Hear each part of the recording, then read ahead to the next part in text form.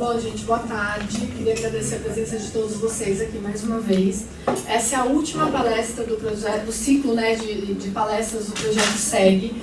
Para quem é a primeira vez que vem, o Projeto SEG é um projeto que o Inteligente Vestibulares desenvolveu, que chama Cidadania e Ética Global, que são ciclos de palestras, né, tanto na área de filmes, que a gente fez em parceria com a Casper Libero, e atualidades. Hoje a gente está recebendo aqui o professor Dr. Luiz Carlos Gonçalves, né, ele vai falar um pouquinho sobre o tema de Operação Lava Jato e delação premiada.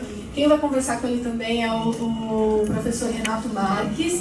E é isso, eu queria agradecer demais por vocês comparecerem, né, quem compareceu nas 5 palestras. O ano que vem tem mais. E é isso, que vocês aproveitem bastante, tirem as dúvidas e que isso realmente sirva não só para o vestibular, mas aí para a vida de vocês. Obrigada. Agora vou passar para o Renato. Boa tarde. Eu, em nome do Inteligente Vestibulares, eu agradeço a presença do professor Luiz e espero que vocês possam realmente aproveitar bastante essa palestra em que nós vamos ter aqui a possibilidade, a oportunidade de tratar de um tema em que o professor Luiz vai poder se aprofundar aqui com vocês sobre um tema que aparece muito na mídia, né, um tema que está diariamente aí na mídia, mas que nem sempre o cidadão consegue ter uma compreensão clara, seja pelas abordagens de caráter jurídico nem sempre chegarem da forma mais tranquila para o cidadão comum, seja porque a própria mídia muitas vezes não nos esclarece da maneira mais necessária. Então, eu deixo aqui com vocês o professor Luiz. Boa tarde a todos, bom dia a todos, boa noite a todos. Eu sei que muitos vão ver essa palestra depois aí pela internet, então sintam-se cumprimentados. Gostaria de cumprimentar aqui o professor Renato, o pessoal de Inteligente Vestibulares e especialmente vocês que vieram aqui, né, participar desse evento. Eu queria dizer o seguinte, eu não estou habituado a falar para uma plateia tão jovem. Na verdade, eu ganho a vida como professor falando para pessoas que já se formaram. Então, eu sou professor de pós-graduação e sou professor também daquelas pessoas que já se formaram e querem passar em concursos públicos. Portanto, peguem a idade de vocês, coloquem 10 anos, acreditem em mim, isso faz diferença, né? E é para essas pessoas que eu estou habituado a falar. Então, como esse aqui é um evento informal, eu queria pedir ajuda para vocês, né? Então, sempre que vocês falarem assim, olha, eu não estou entendendo coisa nenhuma, por favor, levantem a mão, ou essa expressão que foi usada, me avisem, né? Porque tem aquele ditado famoso que o uso do cachimbo faz a boca torta, né? Então, eu lido com esse negócio de direito há mais de 20 anos. Eu sou do Ministério Público Federal há 20 anos. Quando eu me formei, vocês estavam na bola do saco do pai de vocês, né? Porque eu me formei em 1900, nem lembro, né? Data incerta do século passado. E, portanto, vocês não tinham nascido, é isso que eu estou querendo dizer. Portanto, me ajudem, né, para que esse evento possa ser o melhor possível. Bom, como eu disse, eu sou do Ministério Público Federal. Entrei no concurso de 1995. Tudo bem, vocês não tinham nascido também. E preciso dizer, né, muito claramente, para que não haja nenhuma dúvida, o seguinte: eu não integro a Operação Lava Jato. Eu não sou da Operação Lava Jato. Portanto, eu não sei quem vai ser preso semana que vem, eu não sei qual vai ser o próximo escritório que vai ser objeto de uma busca e apreensão, e eu não sei qual é o nome engraçadinho que vão dar para a próxima fase da operação. Eu não lido com ela, até porque se eu lidasse, enfim, talvez eu me sentisse desconfortável para falar com vocês. Mas eu sou da instituição que está exercendo um papel muito importante nessa operação Lava Jato, né? E o que eu posso dizer é que eu conheço os colegas que estão lá atuando e são pessoas ótimas, são pessoas comprometidas, são pessoas compromissadas, são pessoas do bem e são meus amigos também e, portanto, por favor, vocês vão ser, acredito, né, jornalistas, relações públicas, etc. Eu preciso dizer desde logo que a minha fala é parcial. Okay? Não quero passar para vocês nenhuma ilusão de objetividade. Se é que existe objetividade, bom, aqui não vai ser o momento dela.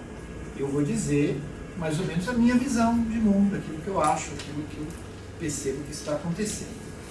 Mas eu pensando em como falar para vocês, e aí o Renato disse que o público do Inteligente Vestibulares é um público inteligente, né? Eu, vendo vocês aqui, tem todas as razões para acreditar nisso. Então, eu deliberei o seguinte, eu não vou falar da Operação Lava Jato. Resolvi. Né? Prerrogativa do palestrante, eu não vou falar sobre a Operação Lava Jato. Mas eu vou falar sobre uma série de eventos que nos conduziram à Operação Lava Jato.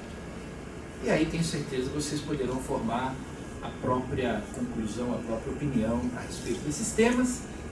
E depois nós faremos aqui um debate. Okay? Vou abrir para perguntas, etc. Por favor, falem à vontade depois dessa minha primeira apresentação. Tá bom? Então, o primeiro fato que eu preciso apresentar para vocês, sem o qual não haveria falar em Operação Lava Jato, colega, põe ali aquela primeira página. Da manopolítica. Eu deliberei também o seguinte, todas as informações que eu vou passar aqui para vocês são públicas, estão em páginas da internet públicas, para que ninguém diga que eu estou, de qualquer maneira, quebrando algum sigilo, violando algum sigilo. Tudo aqui está em páginas da internet, um tal de Google, que vocês podem pesquisar, ou na Wikipédia. Okay? Então vamos lá. A primeira questão que eu preciso falar para vocês é dessa operação que aconteceu na Itália durante a década de 80. Essa operação acabou conhecida como Operação Mãos Limpas, Mano Pulite, em italiano. Okay? Mano não é mano de algum eventual time que esteja pretendendo ser campeão brevemente, né? Eu sei que as pessoas desse time se tratam de manos, né? Aqui é outra coisa, é mano pulite.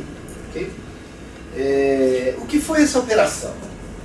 Descobriram um escândalo financeiro grande no Banco do Vaticano. Professor, mas lá tem o Papa, tem os cardeais, tem aquele ambiente maravilhoso, lindo, de adoração espiritual, mas tinha um banco também. E no tal do banco, descobriram um escândalo tremendo, que envolvia também uma loja maçônica, a loja maçônica P2. Né? Vejam que está tudo aqui no Wikipédia, depois vocês consultam. Então, Banco Ambrosiano, Banco do Vaticano e a loja maçônica P2. Isso aconteceu na Itália nos anos 80 e foi um grande escândalo financeiro. E as pessoas começaram a investigar esse grande escândalo financeiro que aconteceu na Itália. E na medida em que começaram a investigação, começaram a perceber os dedos do crime organizado nessa história toda. Okay? Então começaram a perceber lá na Itália, vejam que coisa interessante, que todos os contratos celebrados pelo poder público com empresas em geral, em todos esses contratos havia um percentual que ia para a corrupção. E esse percentual que ia para a corrupção ajudava também a financiar campanhas eleitorais. E era um dinheiro que entrava também em partidos políticos. Por favor, eu estou falando da Itália dos anos 80. Estou falando da Operação Mãos Limpas. Okay?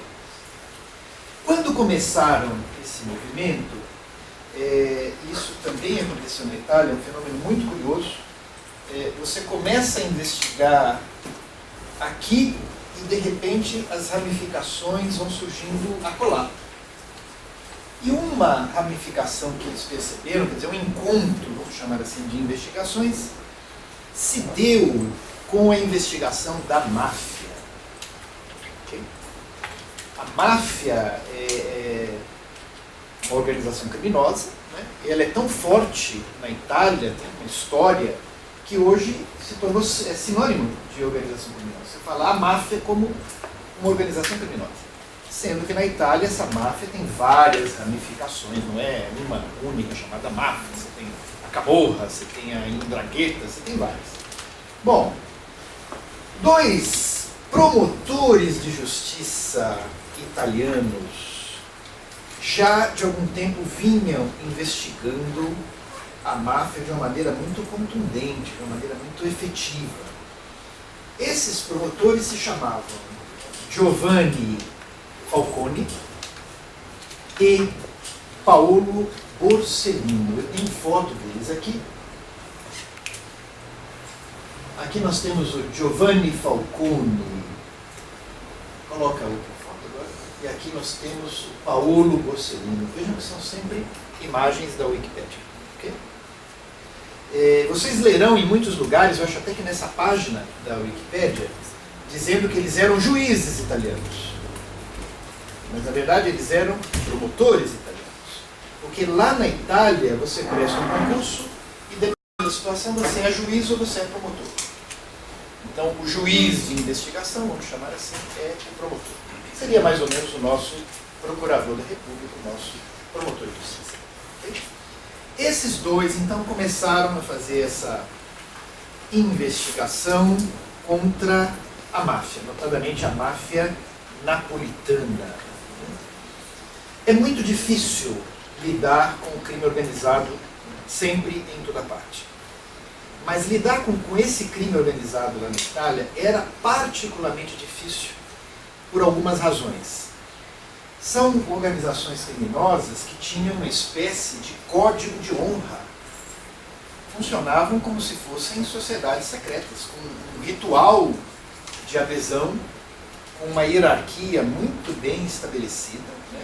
As famílias, né? As chamadas famílias mafiosas, e também com algo que é muito importante para entendimentos de outros temas, que é a lei do silêncio, chamada de omertà.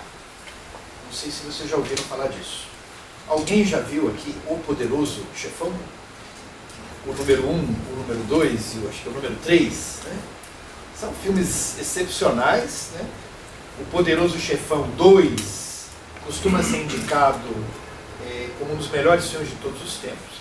Assistam, realmente é um filme extraordinário, maravilhoso. Não é o meu melhor filme de todos os tempos, que a propósito é Apocalipse Now. Então, enfim, aqui vai um pouco também de cultura. Mas eu gosto muito de Poderoso Chefão 2, e ali vocês poderão ver um pouquinho, claro, romanceado, mas um pouquinho como as coisas funcionavam, e notadamente essa lei do silêncio. Então, eles não falam, eles não dizem como funciona, eles não dizem quem é quem, e se disserem, morrem. E normalmente é uma morte feita com requintes de humilhação, né? Coloca um peixe na boca do sujeito, corta a língua fora. Isso é muito forte lá nessas organizações criminosas.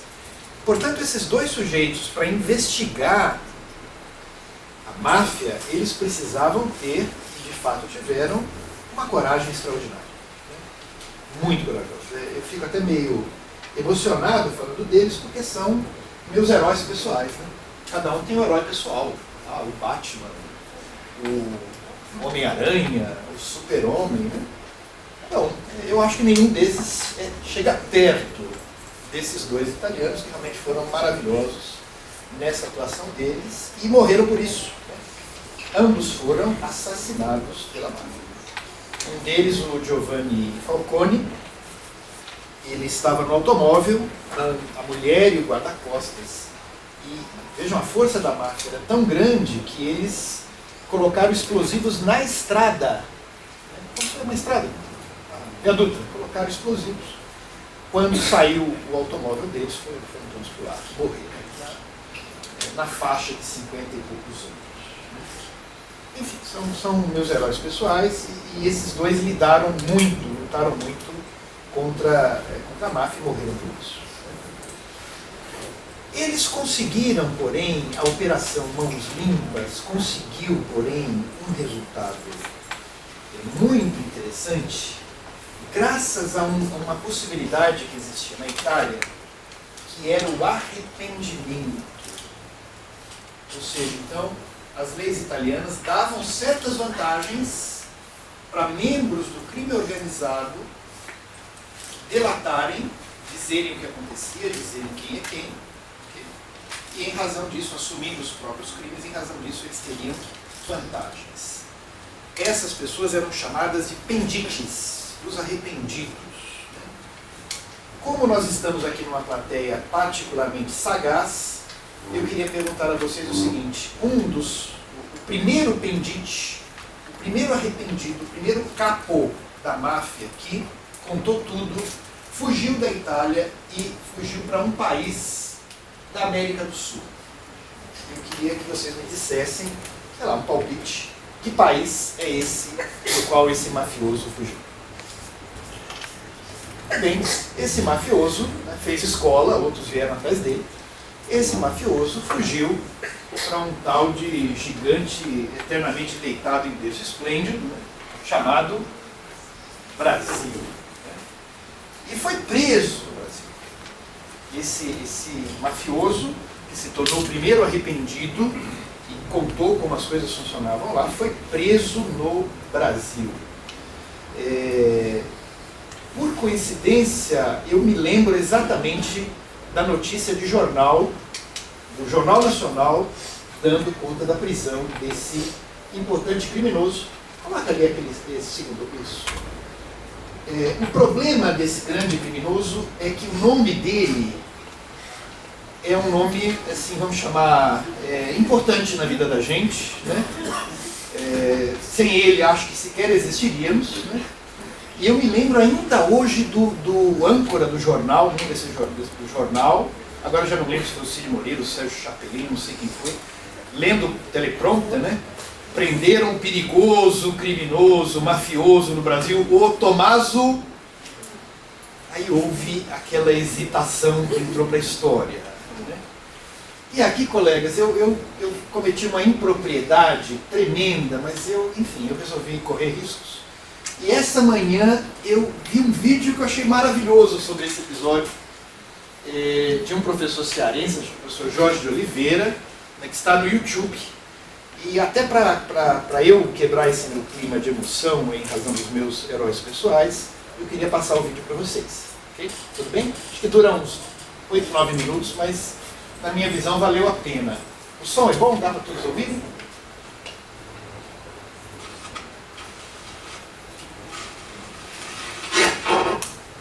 Amigo internauta, precisamente do dia 25 de fevereiro de 2012, lancei aí na internet, no YouTube, o vídeo Cearense analisa as palavras chulas. Naquele vídeo, eu comentei que, na verdade, na língua portuguesa, não existem palavras chulas. O povão é que inventa essa idiotice. Pois bem, e hoje, depois de quase 4 meses, para minha surpresa, tenho aqui o jornal Correio Brasiliense, que é o jornal de maior circulação no Distrito Federal, aqui em Brasília. Nesta edição aqui, amigo internauta, do dia 18 de junho de 2012, segunda-feira passada, há quase 4 meses, daquele vídeo meu lançado na internet, na página 2, o jornal Correio Brasiliense traz a crônica do jornalista Eduardo Almeida Reis, com o título Conhecença. Aqui está. Conhecença. Pois bem, O jornalista e cronista Eduardo Almeida Reis escreve semanalmente para o jornal Correio Brasiliense. Ele faz crônicas. E nesta crônica aqui, amigo internauta, para minha surpresa, ele traz daqui um tema que eu expliquei justamente naquele vídeo há quase 4 meses.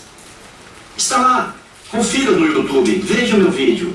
Cearense analisa as palavras chulas.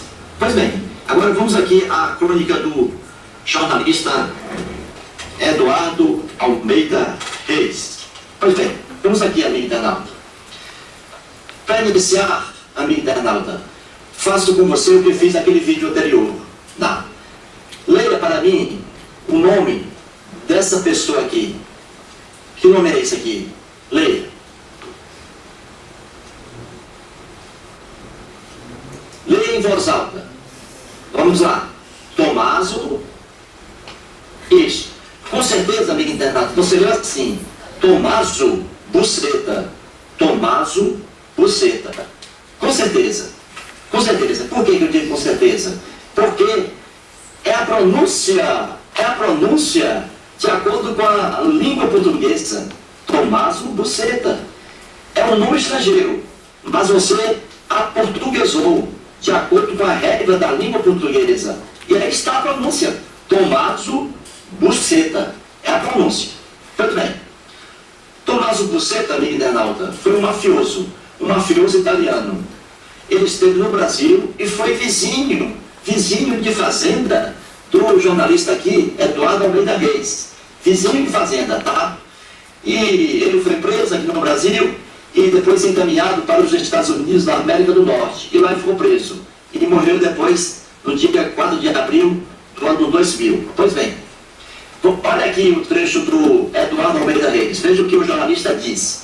Fui quase vizinho de fazenda do Tomaso Buceta, falecido em Nova York em 4 de abril de 2000, transformado pela mídia brasileira em Busqueta. Ortoépia com E aberto, ó, Busqueta, por motivos que me abstenho de explicar. Ora, o que o jornalista está dizendo aqui, amigo internauta, é o que eu disse lá naquele vídeo meu há quase 4 meses. Ora, ele está dizendo que Tomaso Buceta faleceu em Nova York no dia 4 de abril de 2000. Agora veja aqui a segunda parte, ó. Transformado, o nome Tomaso Buceta, transformado pela mídia brasileira, ou seja, alterado pela mídia brasileira, em Busqueta, a pronúncia. O jornalista está aqui dizendo, ó, que essa pronúncia aqui, ó, foi alterada pela mídia brasileira e transformada em Busqueta. Ortoépia com E aberto, ó. A pronúncia errada, errônea. Não é Busqueta, não. Na língua italiana, como se pronuncia este nome aqui? Assim, Tomaso Buscetta. Tomaso Buscetta. Só que, quando ele esteve preso no Brasil, o Tomaso Buceta, ele esteve preso no Brasil, esse nome aqui era veiculado todos os dias pelos telejornais, televisão, Rede Globo, Bandeirantes e tal. William Bonner, o Boris Casoy e os outros diziam assim, Tomaso Busqueta. Busqueta. Não tem nada a ver com Busqueta. Nada. Tanto é que o jornalista aqui diz, ó, é um erro de ortoépia. Ortoépia é a boa pronúncia de uma palavra, tá? Então, quando você muda a fonia, muda o som da palavra, isso é um erro.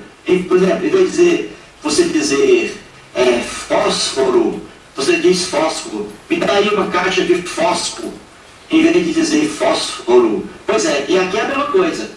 Em vez de você, do jornalista, pronunciar isso aqui, ó, de forma portuguesada, buceta, ou então de acordo com a língua italiana, Buscetta, o que eles inventaram? Eles inventaram Busqueta, um absurdo, só para diferenciar de buceta, porque buceta na língua portuguesa, no termo vulgo, significa vagina da mulher. Então, só por isso, Os telejornais fizeram essa mudança louca, idiota, tá? Isso é desconhecimento da língua portuguesa, pura idiotice linguística. Ora, vamos aqui, vou explicar. Ora, eles inventaram essa pronúncia aqui, busqueta, para diferenciar de buceta.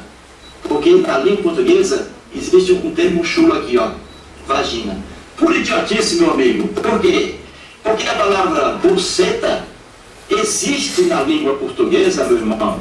Existe na língua portuguesa. E não é tratada apenas por termo chulo, não. Isso é pura ignorância linguística. Buceta existe na língua portuguesa.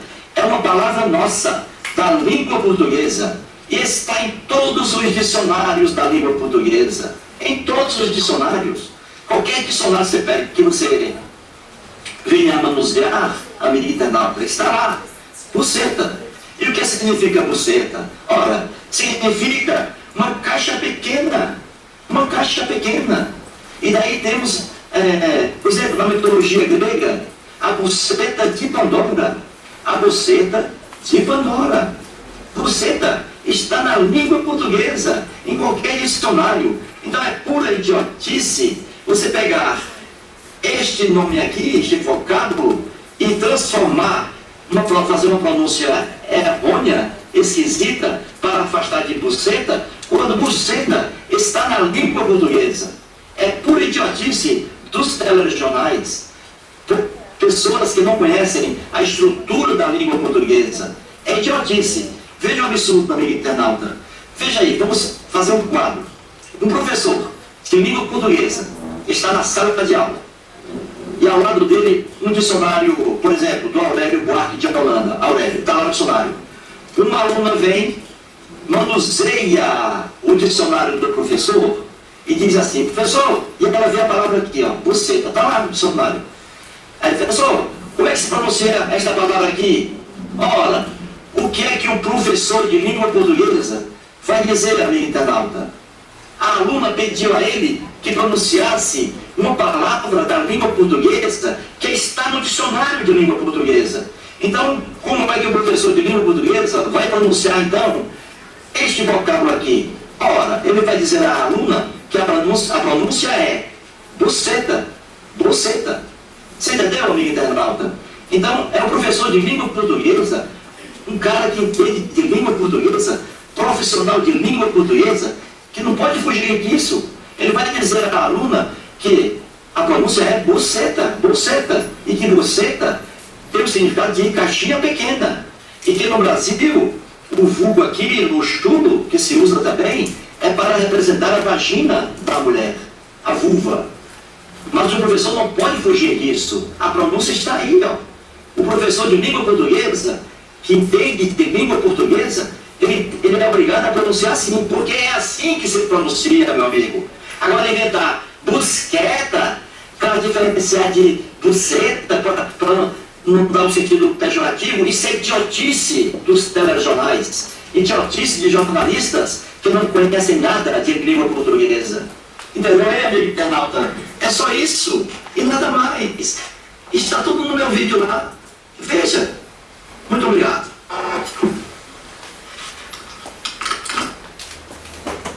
Espero que vocês tenham gostado, né? Ao longo dos meus 51 anos, eu nunca ouvi... Ao longo dos meus 51 anos, eu nunca vi, em 10 minutos, essa palavra ser pronunciada tantas vezes. Né? Nem em vídeo erótico eu nunca vi. Acho que ele pronuncia mais ou menos umas 40 vezes. Né? Então, enfim. Aprenderam, portanto, o Tommaso Buscetta, né? O professor explicou a pronúncia correta, aqui no Brasil. Esse personagem voltou para a Itália e foi o primeiro a superar a regra da omertà. Ele contou tudo. Okay? Em razão dessas investigações feitas pelos promotores, desse escândalo que aconteceu nessas instituições financeiras, dessa ruptura da lei do silêncio, eu queria mostrar para vocês, volta, passa aqui na página, que eu quero ter um dado que é muito importante que eu quero passar para vocês. Pode colocar, pode baixar. Aqui, bom. Em razão dessa operação acontecida na Itália, 2.993 mandados de prisão foram expedidos. 6.059 pessoas foram investigadas, incluindo 872 empresários, 1.978 administradores e 438 parlamentares. Em razão dessas investigações, os dois principais partidos políticos que dominavam o cenário italiano há muitos anos acabaram, foram extintos, não resistiram a essa investigação anticorrupção. 2 primeiros ministros da Itália foram investigados e parece até um deles acusado. Nenhum partido daquela época sobreviveu. O único que sobreviveu mudou de nome. E o que os historiadores dizem é que a República Italiana acabou e começou outra depois dessa Operação Mãos Limpas. Então, colegas, eu estou nessa tarefa aqui de trazer para vocês o que aconteceu no mundo e que pode servir, não sei se de guia, de espelho, mas ao menos de referência para coisas que estão acontecendo no Brasil. Os números são absolutamente impressionantes. Quase 3.000 mandados de prisão envolvendo a elite econômico-financeira, política da Itália. Okay?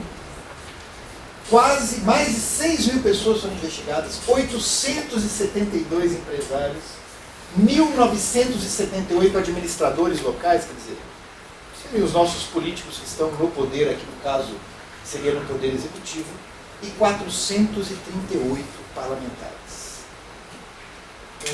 Esse é um dado que eu peço que vocês reflitam para comparar com coisas que estão acontecendo no Brasil. E pensem também nesse desfecho que houve lá na Itália, simplesmente a destruição total da estrutura político-partidária que lá existia. Okay? Bom, embora eu esteja aqui numa jornada de parcialidade, eu preciso dizer para vocês que nem todo mundo é fã da Operação Mãos Limpas que aconteceu na Itália. Por quê? Muitos dizem assim, em razão da Operação Mãos Limpas é que foi eleito o Berlusconi. O Silvio Berlusconi foi eleito, um político muito controvertido. Né? E a máfia prossegue. A máfia continua. Né? Eu, de minha parte, sou um grande entusiasta dessa operação, porque essa operação, vamos chamar assim, acabou com uma estrutura corrompida, carcomida, que já evidentemente não servia para aquela sociedade. Lá naquela sociedade, a corrupção tinha se instaurado como se fosse uma metástase dentro da estrutura política do poder. Okay? Bom, o segundo fato que eu preciso comentar com vocês, certamente vocês já ouviram falar, aconteceu em 11 de setembro de 2001. 11 de setembro de 2001, curiosamente eu estava vendo a TV quando surgiu aquela primeira notícia de que um avião tinha se chocado com uma das torres gêmeas. Né? E naquela primeira abordagem aquilo parecia um acidente. O avião perdeu o rumo, foi lá e se chocou. Logo depois veio a notícia de que um outro avião tinha se chocado e aí começou aquele grande estranhamento e depois as torres caíram, né? Eu e milhões de pessoas vimos o televisionamento desse grave episódio. Por que esse grave episódio tem a ver com eventos que estão acontecendo no Brasil? Qual que é a conexão? Qual a inter-relação entre 11 de setembro e a situação político-institucional do Brasil hoje? Ainda hoje, se vocês consultarem lá na internet, vocês verão aquelas teorias conspiratórias dizendo que, na verdade, não foi a Al-Qaeda que organizou aqueles ataques. A internet está cheia desse tipo de coisa. Mas, se vocês lerem com atenção, vocês verão talvez um elemento de preconceito cultural. Nessas teorias de conspiração, é como se eles dissessem assim, só o governo americano teria a capacidade logística de fazer uma operação daquele porte. Eu entendo isso como um evidente preconceito cultural, né? Todos os povos são capazes, para o bem e para o mal, nesse caso para o mal, né? Mas não é verdade que o governo americano, ou quem quer que seja, tem uma espécie de monopólio da capacidade. Os americanos, agora saindo desse ambiente pantanoso de teorias de conspiração, os norte-americanos foram investigar realmente como foi possível aquilo. Como é que eles conseguiram fazer a logística tão aprofundada, tão desenvolvida, que levou aquele acidente. Parece que o terrorismo continua surpreendendo, né? Lendo as notícias da semana passada, de novo, olha, a logística dos caras, explodiram Paris em 5 partes ao mesmo tempo. Os americanos, nessa investigação, chegaram a uma conclusão bastante óbvia. Essa operação que levou ao 11 de setembro foi uma operação muito cara, né, dos terroristas, extraordinariamente cara, extraordinariamente coordenada, e, portanto, precisou ser alimentada com muito dinheiro. E esse dinheiro transitou por algum lugar. Em que lugar o dinheiro transitou? Transitou no sistema bancário internacional. E se valeu muito de paraísos fiscais. Portanto, dinheiro para você organizar tudo aquilo transitou por contas correntes, incluídas contas correntes de paraísos fiscais. A partir dessa constatação norte-americana, os dias do sigilo bancário quase absoluto ruíram. A partir disso, a partir da investigação das causas do 11 de setembro, vários tratados internacionais com relação à flexibilização do sigilo bancário começaram a ser firmados. E se começou a falar a sério de cooperação jurídica internacional nesse sentido de levantar dados que estivessem protegidos em paraísos fiscais.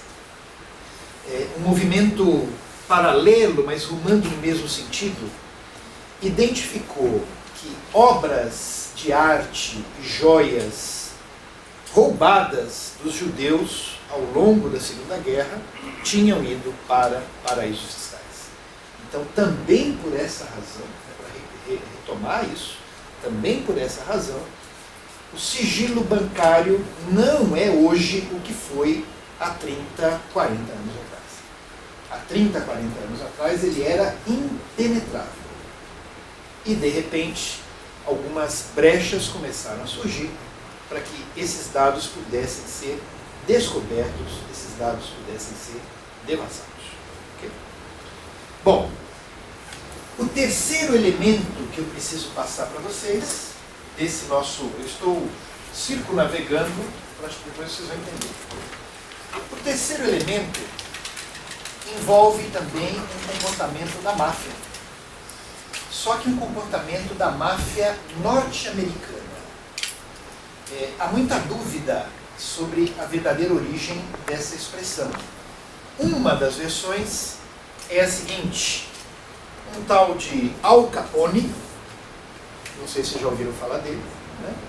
Um tal de Al Capone, de repente abriu uma rede de lavanderias. Sabe essas lavanderias automáticas, né? Muito comuns nos Estados Unidos e agora também no Brasil. E de repente um mafioso se tornou um empresário. E uma das hipóteses para a origem desse nome foi a seguinte: alguém chegou numa dessas lavanderias e falou assim: ué, mas cadê as roupas que estão sendo lavadas aqui? E alguém disse: aqui nós não estamos lavando roupas, aqui nós estamos lavando dinheiro.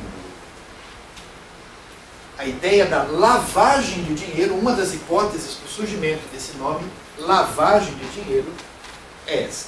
Né? Essas lavanderias abertas aí por um mafioso já dos Estados Unidos da América.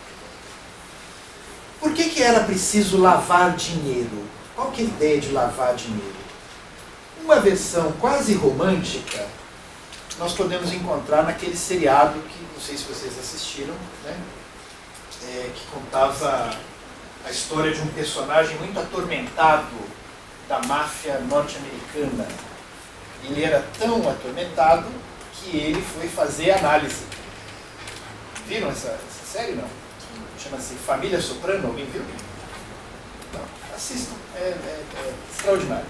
O sujeito era um mafioso, era um capo da máfia, mas ele tinha uma série de problemas psicológicos e ele fez o que muitos fazem nessa situação, que foi consultar um analista.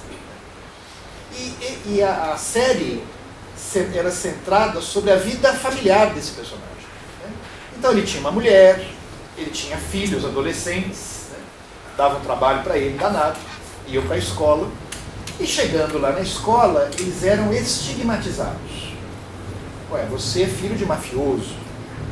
E eles diziam, não, meu pai não é mafioso, meu pai é um empresário. Então, uma ideia romântica sobre a necessidade de lavar o dinheiro que vinha do crime é essa.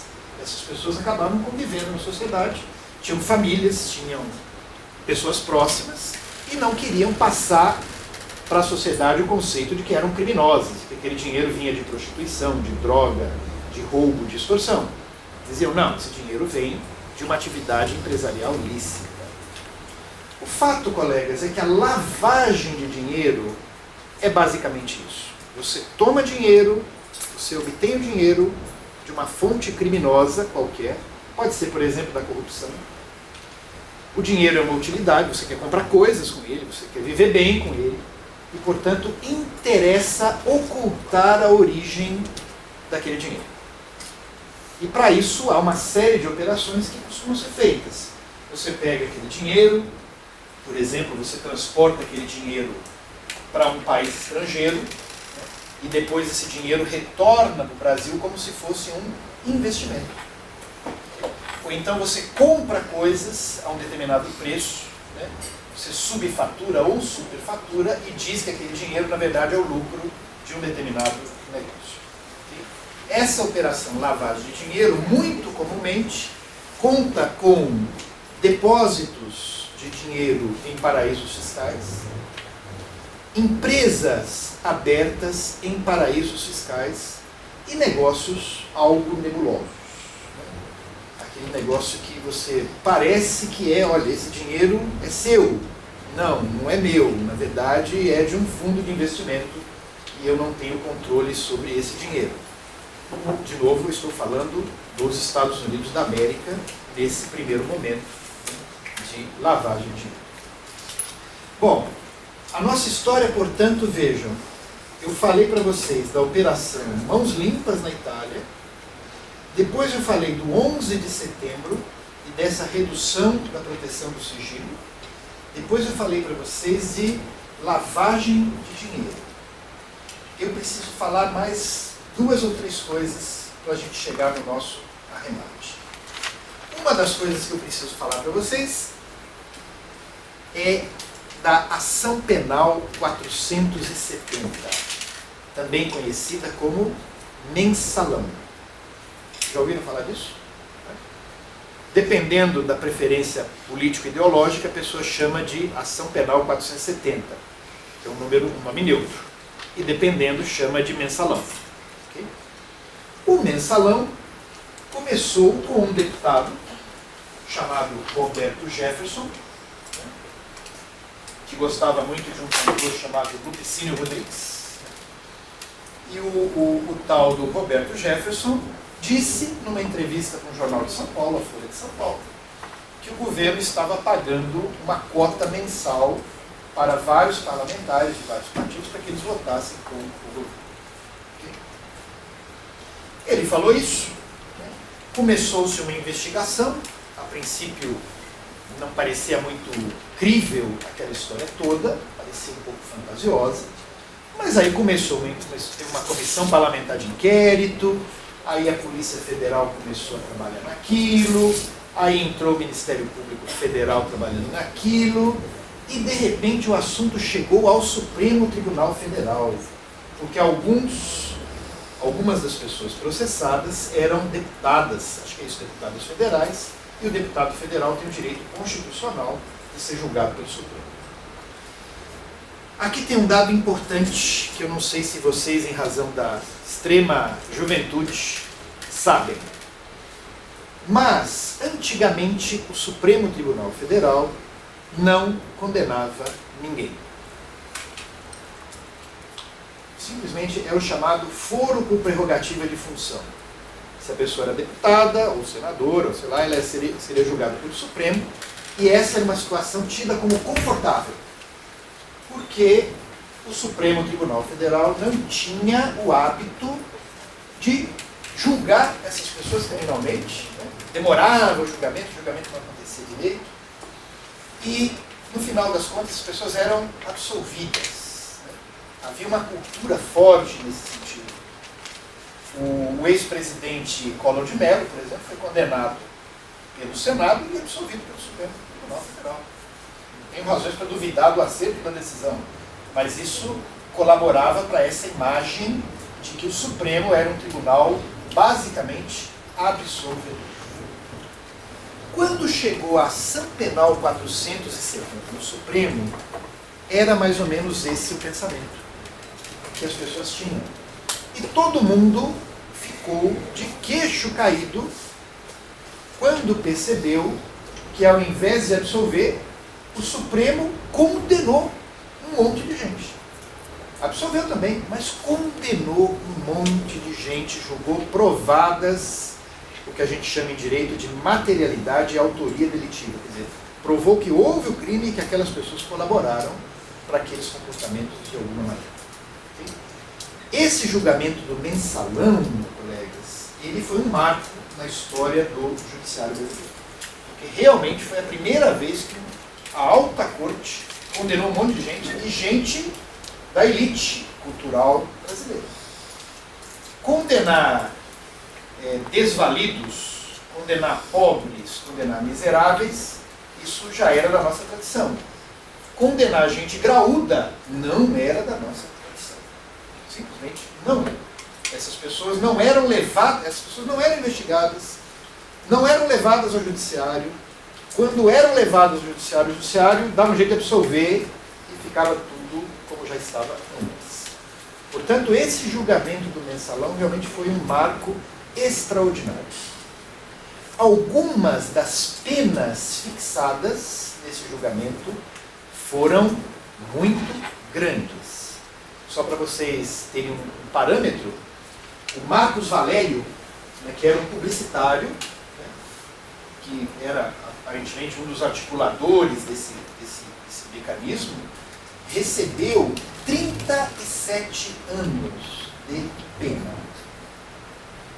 Ele foi condenado a 37 anos de pena. Imaginem quanto é isso. É muita coisa. Alguns outros banqueiros foram condenados a penas, enfim, as penas foram muito elevadas. Penas de 20 anos, 19 anos, de 12 anos, de 13 anos. E mesmo alguns líderes políticos foram condenados a penas elevadas e foram presos. Outra novidade. Vocês tiveram aqui, eu vi pelo cartaz, vocês tiveram aqui um evento como esse sobre o sistema carcerário.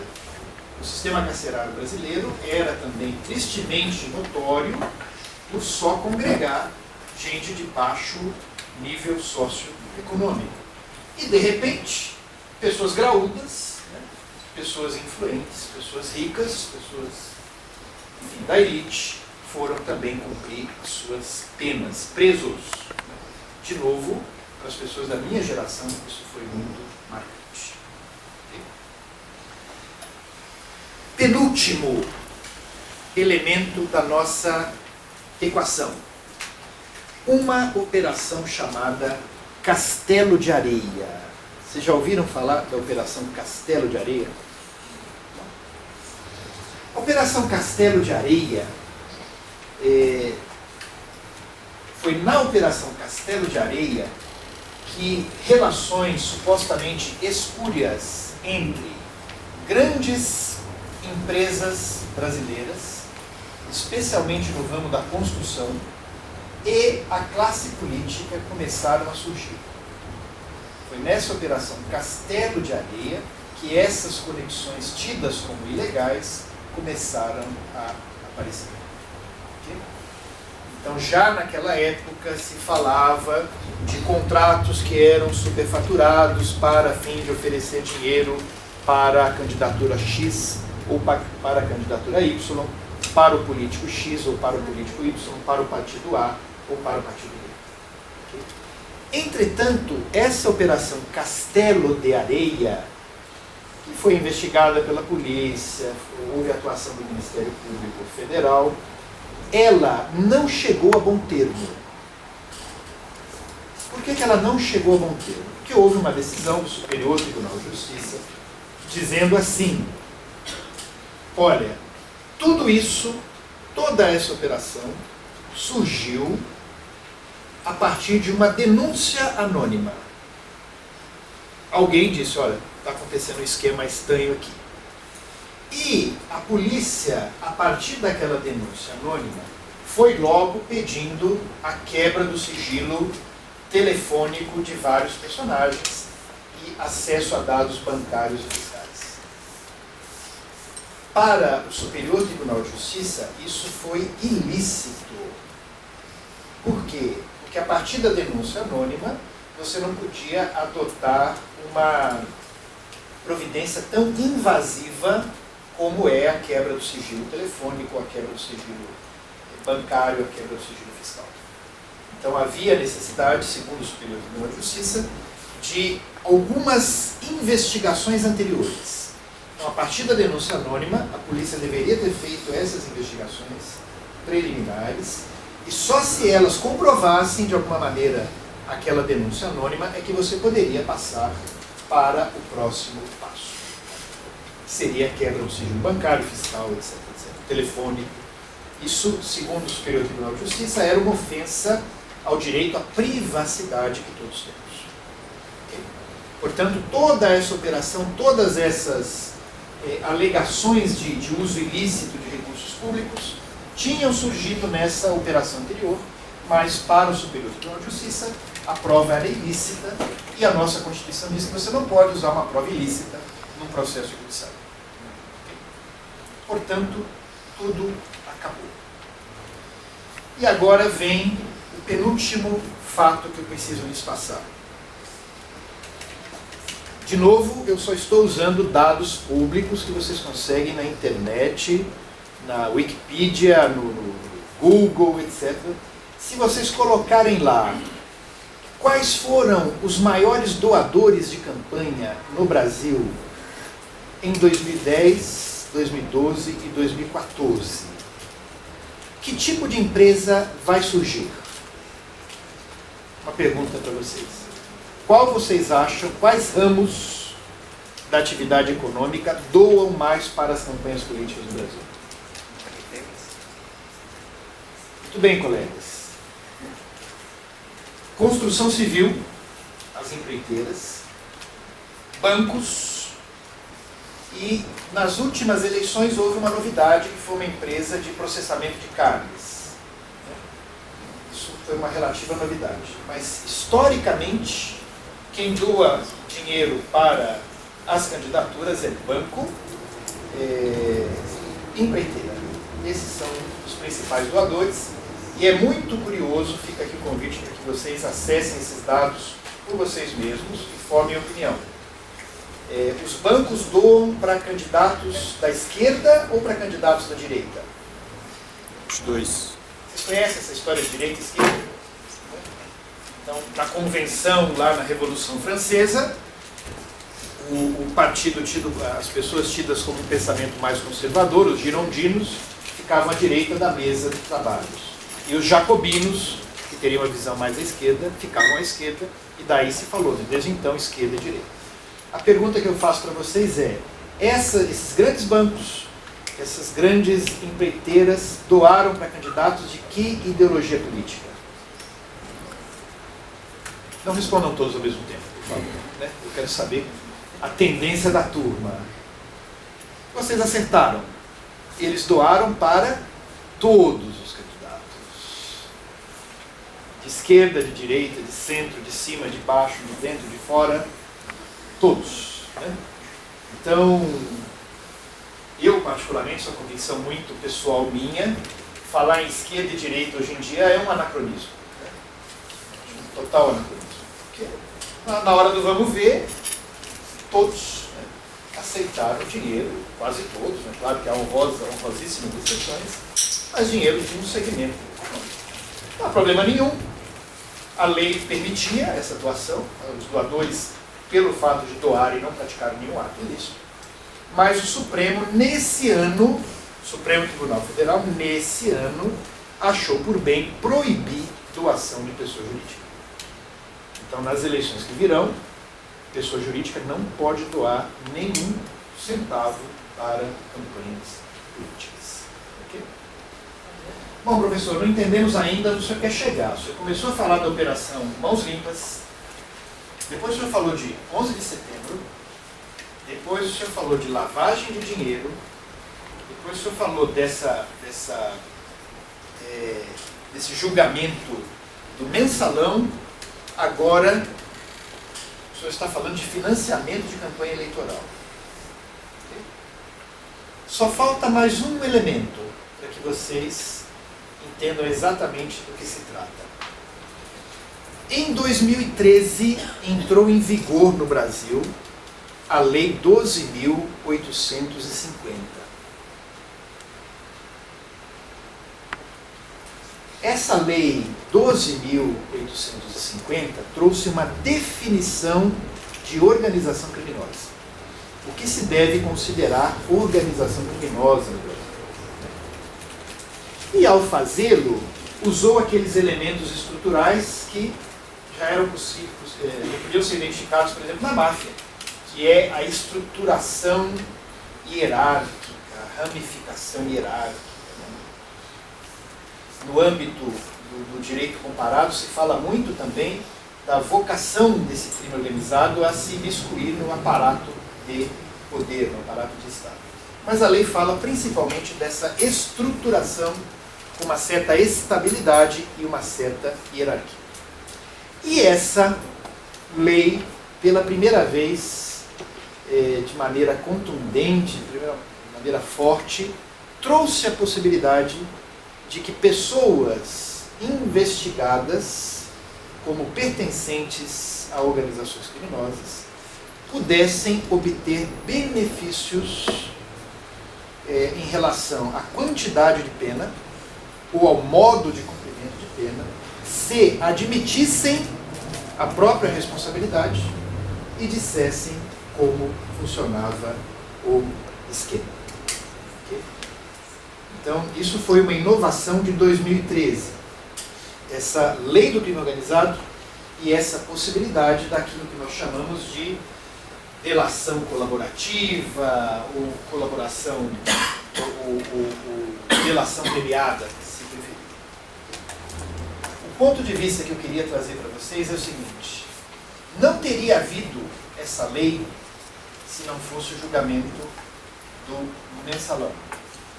Não teria havido o julgamento do mensalão se não tivesse ocorrido essa flexibilização das regras internacionais sobre sigilo bancário. Não teria havido essa flexibilização sem o 11 de setembro. E não teria ocorrido essa alteração que hoje está em curso no Brasil se não tivesse ocorrido na Itália a alteração Mãos Limpas. Se vocês somarem os ingredientes que eu trouxe de cada um desses itens, eu acho que eu não preciso falar mais nada sobre o que está acontecendo no Brasil. Era o que eu tinha a falar então nessa primeira fase. Obrigado a todos. Podem aplaudir, por favor.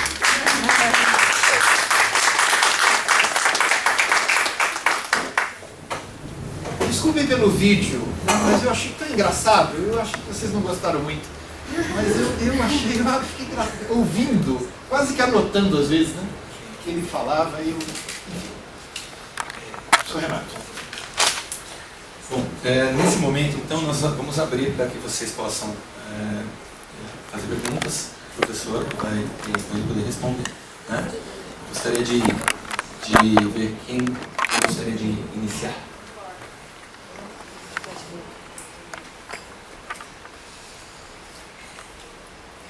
Para o gelo, então.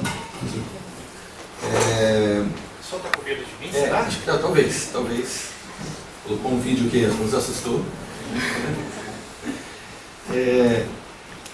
Eu mesmo vou abrir com uma pergunta que é a seguinte. Um dos termos que apareceu, que surgiu aí na discussão a respeito da Lava Jato, e que não é um termo muito usual para o cidadão comum, é o termo do acordo de leniência.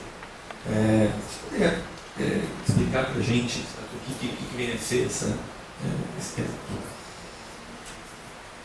O acordo de leniência é como se fosse uma delação premiada, só que praticada por empresas.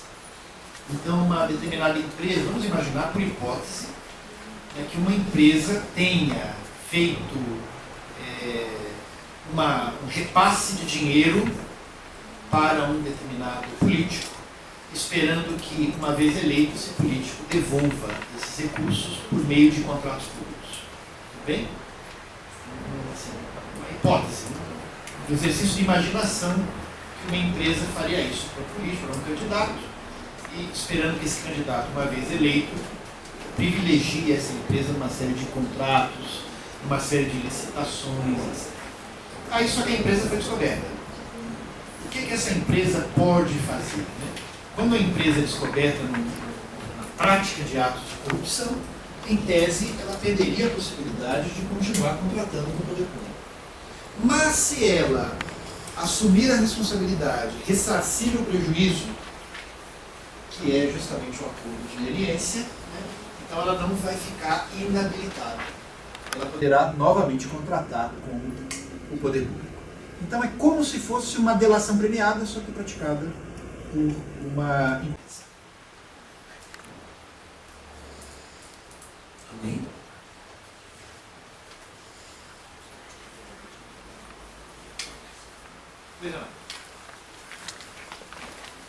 Doutor, Vou passar o microfone para você.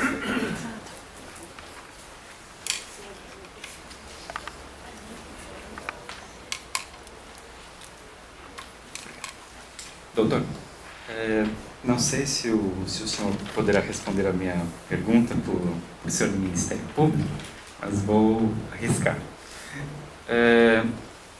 Uma das críticas que determinadas partes têm feito à Operação Lava Jato é de que estaria havendo um excesso nos números de prisões preventivas e que através delas seriam arrancados os acordos de delação premiada. O senhor acredita mesmo que essa hipótese é plausível?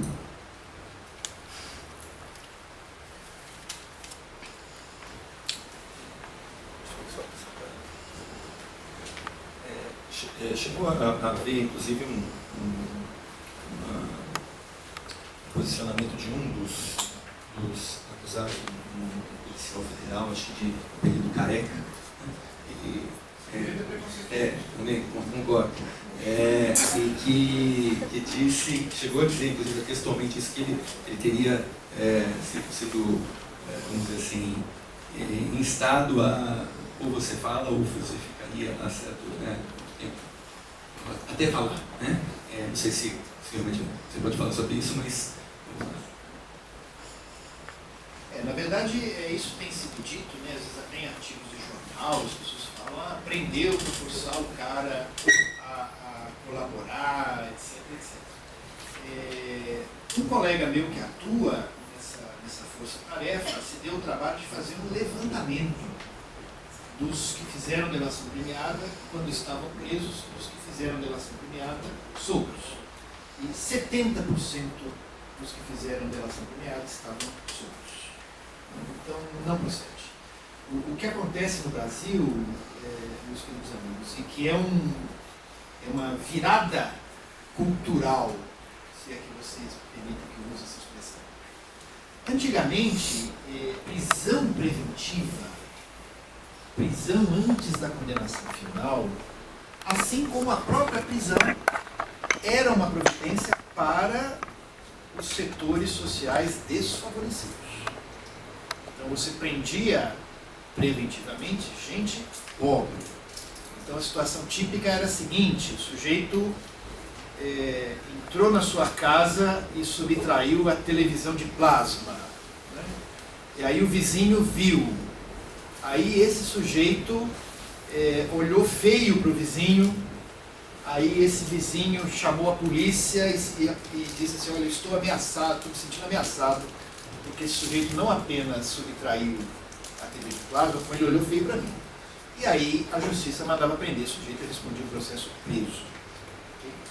Então, os chamados requisitos da prisão preventiva, eles recebiam uma leitura muito de classe social. Essa que é a verdade. E, em razão de tudo isso que eu falei para vocês, a coisa começou a mudar.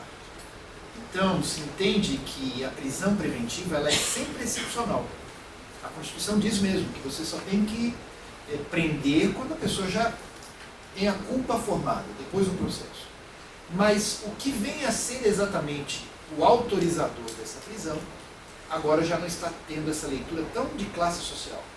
Então, é por isso que muitas pessoas que antigamente não seriam nem investigadas, hoje estão presas. Na minha impressão, lendo pela imprensa, eu acho que o que levou a delação, que tem levado a delação premiada em grande número, é o medo das penas que foram dadas no mensalão. Okay? Essa é a minha visão pessoal. Quando um sujeito olha a pena que recebeu esse personagem lá no mensalão, 37 anos, ele pensa se vale mesmo a pena colaborar ou não colaborar. Agora, é sempre uma decisão da pessoa. A colaboração não é forçada, não é extirpada, não é extraída. A pessoa colabora, pode ser uma estratégia de defesa válida, porque às vezes ela é surpreendida com um batom na cueca. A prova, às vezes, é tão estridente que essa pessoa, ou ela vai criar uma versão fantasiosa, ou para ela pode ser conveniente colaborar. Então eu não acho, não vejo correlação entre prisão preventiva e colaboração, não vejo que esses colaboradores foram forçados a isso de maneira nenhuma.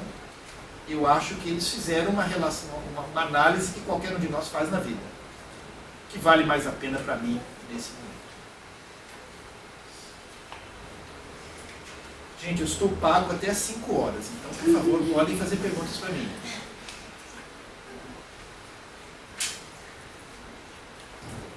Cadê as meninas? Meninas, perguntem. Não, professor, depois do vídeo preferimos não.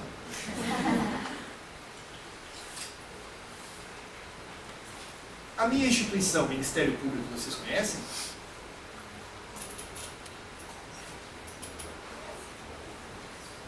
Isso foi um sim ou foi um não? O que faz o Ministério Público? Vocês já ouviram falar? Não.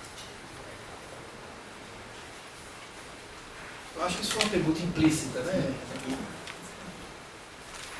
Se vocês têm um problema com uma dívida que não é paga para vocês, e vocês querem cobrar essa dívida, e vamos dizer assim, o devedor é maior que vocês, né? Vamos deixar essa hipótese também.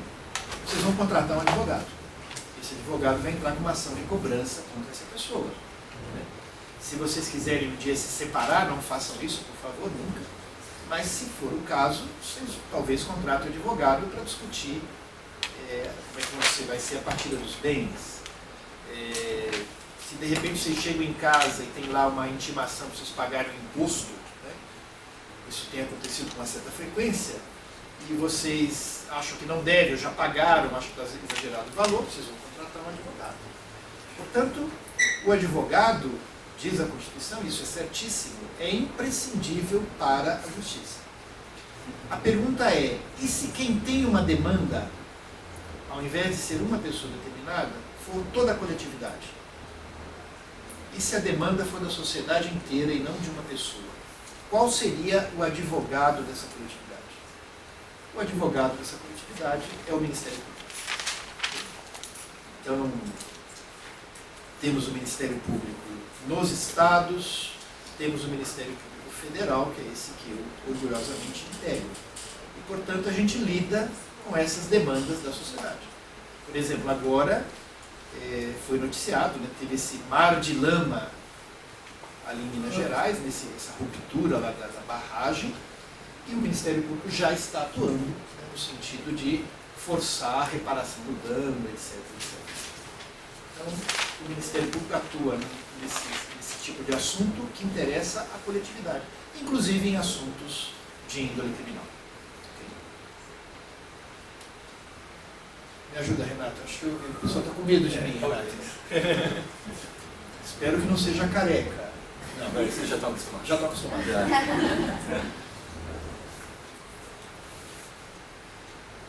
Ó, eu vou fazer então mais uma pergunta. Tá?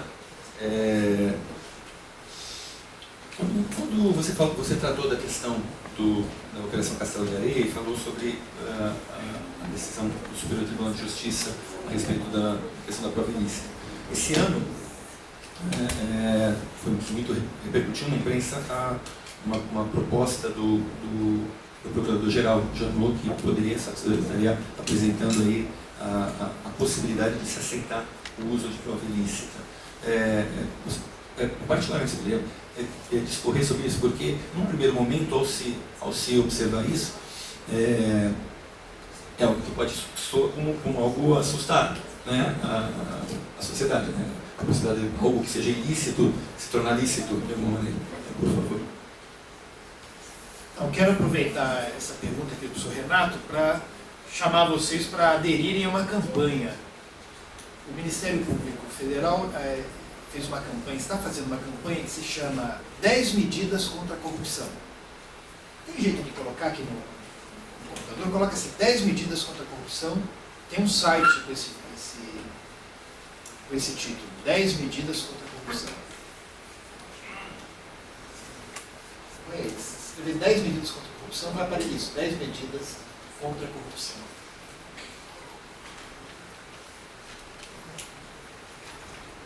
Isso, 10 medidas, ó, aí. Clica ali, ó, naquele primeiro que vai aparecer o endereço das 10 medidas. Clica isso.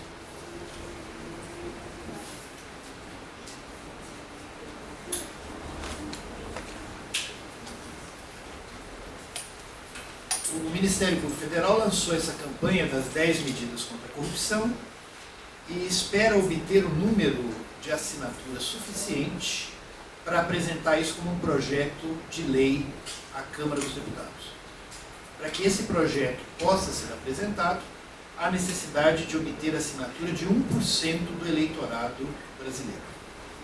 O eleitorado brasileiro está na ordem de 135 milhões de pessoas. E, portanto, há necessidade de obter 1.350.000 assinaturas. Então, é uma campanha, tem esse sítio aí da internet que diz e relaciona quais são essas medidas. Então, para que vocês fiquem já sabendo, depois eu vou pedir para o professor Renato o rol, né, de participantes. Quem sabe a gente consiga a assinatura de vocês também para essa importante campanha. São medidas de variada ordem. Então, a gente lida com essa questão do combate à corrupção há muitos anos e a gente tem, portanto, uma certa noção daquilo que funciona bem, daquilo que não funciona, daquilo que pode melhorar. Então, o que nós estamos fazendo é propor ao Congresso a discussão. Um dos itens, que é esse que o professor Renato mencionou, na verdade não é a aceitação da prova ilícita. O problema é o seguinte, o que vem a ser uma prova ilícita? O que vem a ser algo que não... o que vem a ser ilícito? Quando a Constituição trata da questão da ilicitude, ela está preocupada com o quê? Ela está preocupada com a tortura. Foi por essa razão que esse dispositivo entrou na Constituição. Antes de 1988, o método de investigação número 1 era torturar o suspeito. Então a Constituição proibiu prova de ilícita, tendo isso em mente. Hoje em dia a gente trabalha muito com essa ilicitude que ofende a privacidade, ofende a intimidade da pessoa. Claro que nós temos direito à proteção da privacidade ou da intimidade. E, portanto, a proposta não vai contra nada disso. O que acontece, porém, na prática dos processos judiciais, eu vi casos como esse que eu vou narrar. O sujeito estava se defendendo no processo e, na época, ele pediu que fossem juntadas ao processo todas as listas telefônicas de todos os estados da federação. A lista telefônica, hoje em dia está na internet, mas era um documento enorme. E o juiz falou, mas essa prova, você quer provar o que com isso? Isso aqui não tem nada a ver com a prova. Aí o juiz indeferiu a prova e o sujeito conseguiu lá na frente anular todo o processo porque essa prova não foi trazida aos autos, mesmo sem ter que mostrar por que ela era conveniente, por que ela era necessária. Então, o que faz a proposição que fazemos é o seguinte: não esse tipo de ilicitude, de maneira nenhuma, mas para outras irregularidades que eventualmente possam acontecer no processo, o que a gente está propondo é que haja um prazo para você alegar. Então, o seu nome é Luiz com Z e saiu Luiz com S. Puxa vida, eu vou anular o processo por causa disso? Você não percebeu que estava ali com S? Você esperou chegar no Supremo para trazer essa alegação? Então, é só nesse sentido que vai acontecer. Mas nada que seja ilícito nesse sentido de imoral, de ofensivo à privacidade, à intimidade ou à incolumidade física de maneira.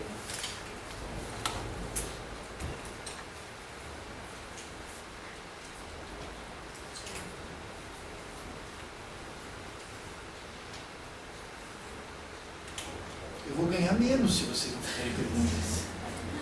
Por favor.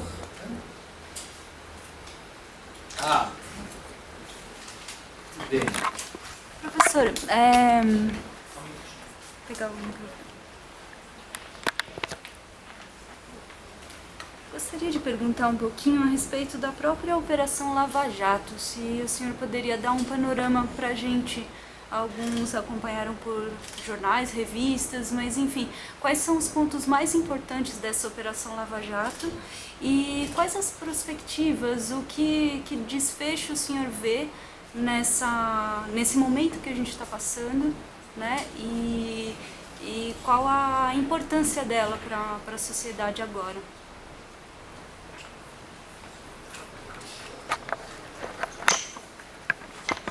Eu entendi. Essa bem que pode ser a redação, né, da prova de vestibular, né? Recebi, mas, na verdade, essa operação, vejam, ela se desenhou a partir desses antecedentes que eu mencionei para vocês. Ela começou justamente com a descoberta de um posto de gasolina que estaria sendo utilizado para a lavagem de dinheiro. E quando começaram a ver exatamente de onde vinha esse dinheiro, que dinheiro era esse, tropeçaram com um personagem, né, que já tinha um histórico anterior de atuação nesse segmento, vamos chamar assim. Confrontado com aquelas evidências, esse personagem falou, não, mas então eu quero fazer a delação colaborativa, que agora a lei permite, essa lei de 2013 permite e tal. E ele, portanto, começou a contar aquilo que ele sabia, etc. E aí, parece que ele sabia muita coisa, e à medida que ele ia contando, as pessoas foram procedendo sistematicamente à investigação de cada um daqueles itens mencionados por ele. É importante dizer que não basta o sujeito dizer que. Não é suficiente. Olha, eu fiz mesmo e fulano de tal fez também. Não é assim. Você fez mesmo, quando, onde, de que jeito, que circunstâncias, que elementos de prova você tem e principalmente aonde está o dinheiro. Agora, nesse momento, devolva. Portanto, há um procedimento de verificação, não é que o sujeito é tagarela e, portanto, agora eu vou instaurar o processo. Não é isso. Há toda uma série precisa haver a comprovação de cada vírgula dita pelo sujeito, senão ele perde o benefício. Okay? O que aconteceu foi que esse personagem, aparentemente, era um personagem importante nesse esquema, e ele foi contando. E foram surgindo provas e evidências em face de terceiros, que também foram sendo investigados. Colegas, a operação Mãos Limpas foi bem assim. Então, é o que eu vejo acontecendo. Agora, eu não posso fazer um exame de futuro, eu não sei o que vai acontecer. Essas pessoas têm todas o direito ao devido processo. Elas têm toda a chance de provar que nada disso é verdade, que não é bem assim, que não fizeram, que não foi assim. É por isso que nós temos o devido processo. Não é porque elas foram processadas que elas são culpadas. Não é porque elas foram condenadas em primeira instância que elas são culpadas. Então, há um procedimento justamente para, no final, evitar condenações injustas. Evitar condenações como vocês vão ouvir nos filmes americanos. Se há uma dúvida razoável sobre a inocência daquela pessoa, ela é inocente. Agora, às vezes, não há dúvida razoável.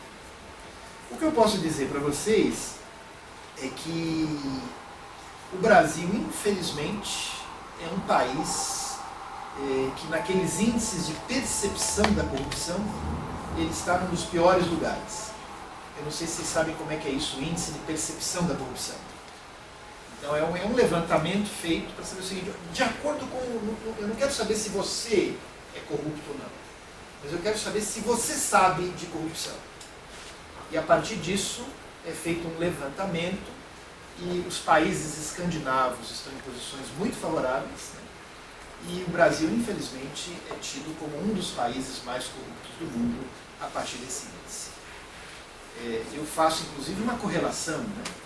Se algum dia vocês forem à Escandinávia, vocês poderão perceber o que se consegue quando não há corrupção. São países extraordinários. E o Brasil, com a corrupção, dinheiro que poderia ir para a saúde, para a educação, para o transporte público, para o desenvolvimento nacional, vai para paraísos fiscais, né? É desviado para paraísos fiscais, infelizmente.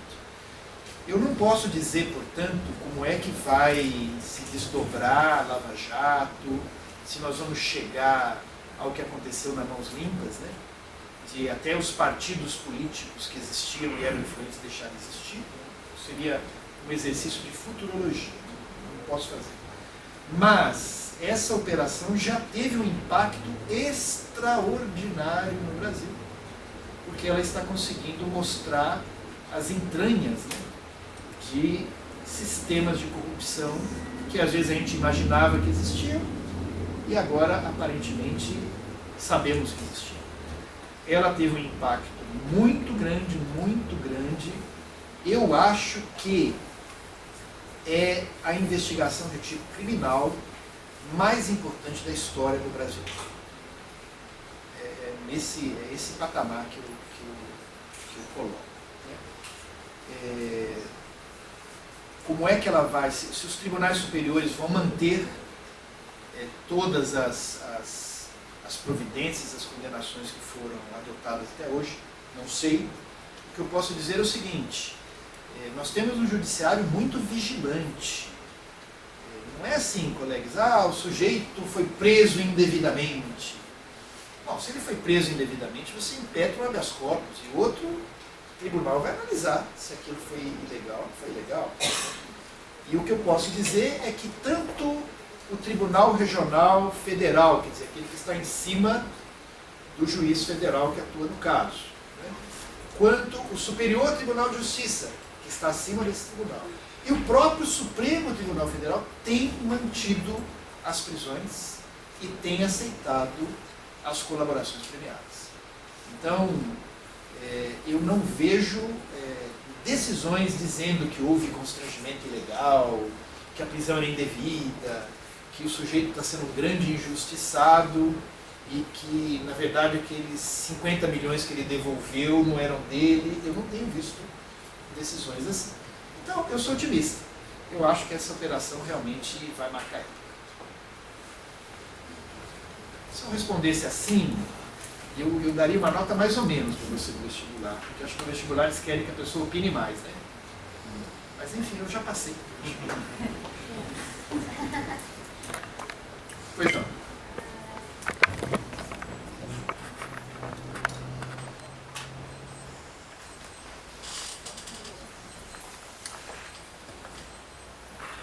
Oi, meu nome é Camila e eu gostaria de saber,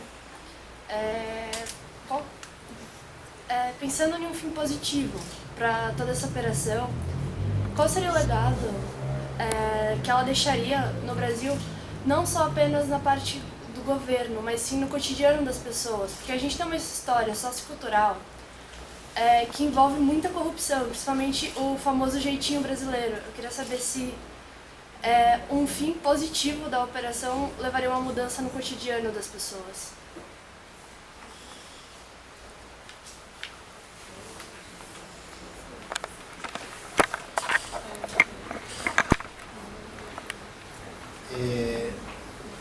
Mudanças têm acontecido e são extraordinárias, na verdade. Essa decisão do Supremo Tribunal Federal de proibir doações de pessoas jurídicas, ela realmente tem um impacto inimaginável. Inimaginável. Porque vai ser a primeira vez em muito tempo que o grande poder econômico não vai poder, ao menos diretamente, influenciar o resultado das eleições. Diretamente. Há levantamentos que mostram que, por exemplo, na Câmara dos Deputados, o poder econômico foi capaz de fazer 50%, 60% dos candidatos eleitos. Essa decisão do Supremo de proibir doações de pessoas jurídicas, a meu ver, já é uma consequência da Operação Lava Jato. Essa operação mostrou essa relação tão próxima e às vezes tão estranha entre poder econômico e a classe política. Por isso o Supremo, claro que por outras razões também, falou, não, vamos ver o que acontece deixando essas pessoas fora do financiamento eleitoral. Então já vai repercutir. Aguardem para ver essa campanha do ano que vem. Vai ser uma campanha muito diferente, preste atenção. Né? Eu acho que as mudanças no cotidiano já vieram.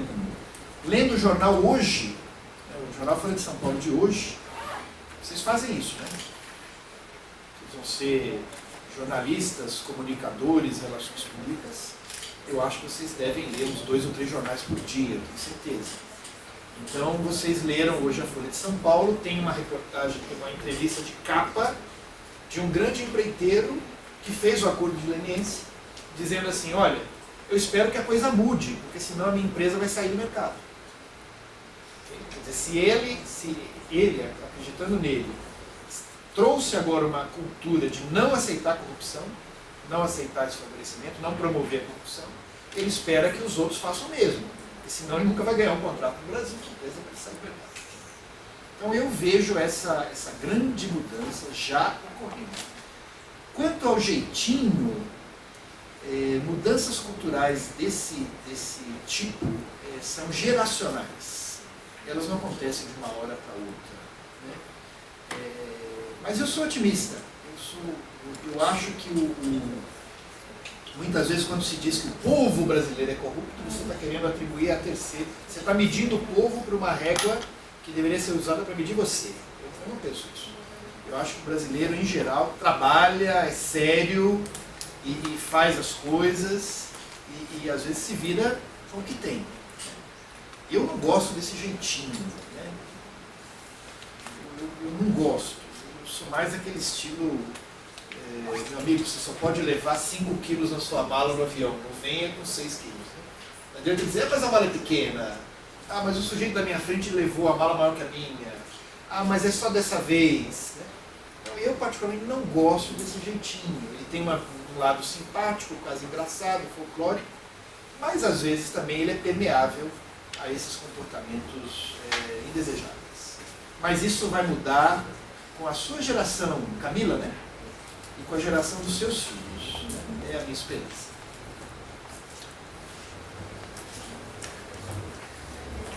As mulheres se sentiram autorizadas a falar agora, que é muito bom. Por favor, meninas, falem. Eu vou provocar os rapazes para falar também.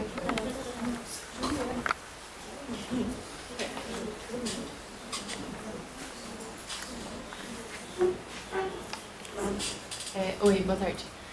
Até sobre a pergunta da Camila, meu nome é Lorena. Acho que o que ela quis falar sobre o jeitinho brasileiro é uma coisa ligada às pequenas corrupções, né?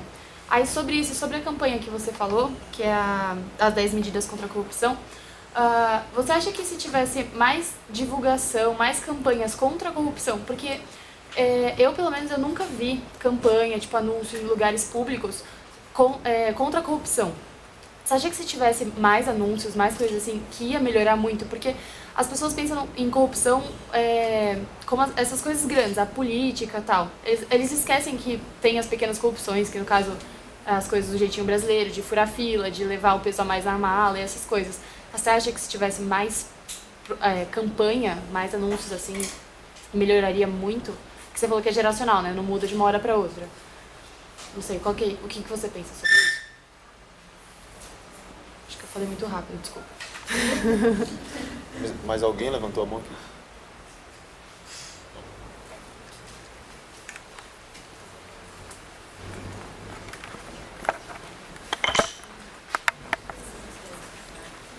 Eu penso que você está certa, né? Eu acho que essa questão tem que ser muito divulgada, né? A questão notadamente do malefício que a corrupção traz para o Brasil.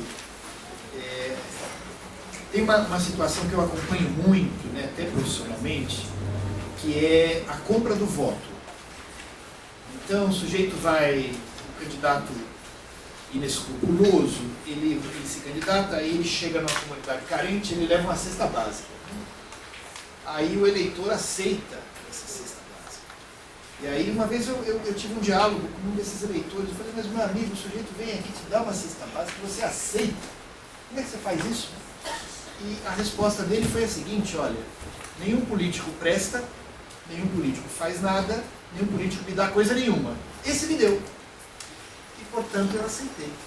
Aí eu falei com ele, mas olha, você acha que ele está lhe dando isso? Você acha que ele não vai lá na frente pegar se ressarcir de alguma maneira desse benefício? Você acha que ele fez isso porque ele tem bom coração? Ou porque ele, na verdade, é um inescrupuloso que vai lá na frente pegar dinheiro da sociedade para fechar a conta? E a pessoa ficou atônita com essa minha fala, acho que ela não tinha parado para pensar nisso. Então, a comunicação social dos malefícios da corrupção, a comunicação de um comportamento íntegro, etc., eu acho importantíssimo, importantíssimo. Acho essencial. Acho que a publicidade vai também, né, para vender um monte de coisa que a gente nem precisa, às vezes. Eu mesmo vim e mexo com um monte de coisa que depois que eu comprei, eu falei, por que eu comprei isso? Por que eu não precisava comprar isso? Por que eu comprei esse negócio? Mas é que eu vi um cartaz bonito e a pessoa parecia feliz naquele cartaz e tinha ali um drops de felicidade e aí eu comprei um fone de ouvido desse tamanho, né? A hora que eu coloquei o fone, eu me senti totalmente ridículo, né? Ele é enorme, né? Quase esconde a minha careca, professor. E eu falei, por que eu comprei esse negócio? Então, veja, a publicidade, a divulgação interessa para a sociedade. A minha instituição está fazendo essa divulgação das 10 medidas contra a corrupção. O ideal seria que isso tivesse esparramado nas cidades do Brasil. Quem sabe a gente consegue. Mas, no mérito, eu concordo com você. Temos que divulgar o lado ruim da corrupção e o lado bom da integridade. Até com propagandas imaginativas, né? Até com boas propagandas, mostrando, olha, imagina, você está aqui lá na Dinamarca e passa o primeiro-ministro andando de bicicleta na rua, por que isso não acontece no Brasil? Bom, com isso nós encerramos esta palestra, né, e mais uma vez agradecemos aqui ao professor Luiz e a todos vocês que Obrigado, professor.